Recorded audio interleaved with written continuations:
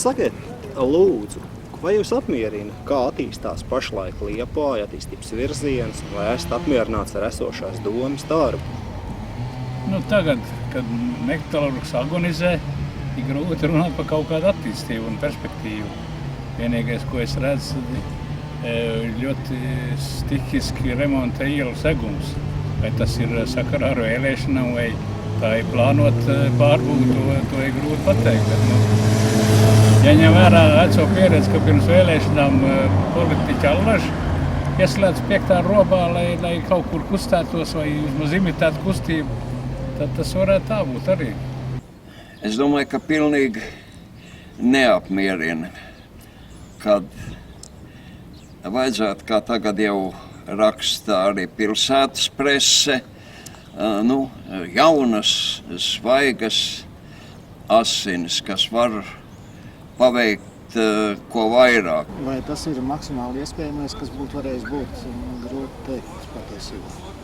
Jā, ir tāds teiciens, kam jau bārdi gari ir, ja? Ja tu neinteresēsies par politiku, tad politika interesēsies par tevi. Protams, ka es iešu. Vismaz interesējos par politiku, ir bērni, ir tādas visādas lietas.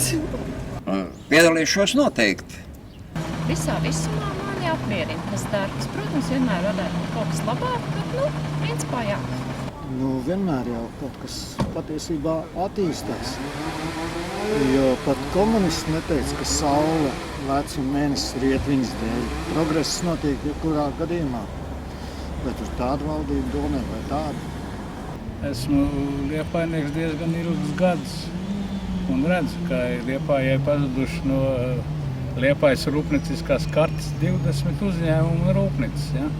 Sākot ar Lidolē, beidzot ar Ratiņu rūpnieci, nemaz par citiem nerunājam. Tagad flagmanis metalurgs aiziet.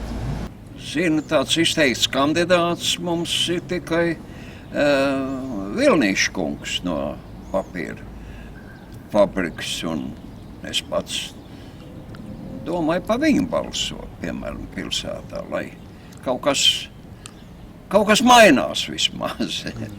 Man izvēle ir vienīga un jau diezgan sen, kopš Latvijas pirmsākumiem agrāk. Es balsošu tikai par nacionālām partijām, par latviskām partijām.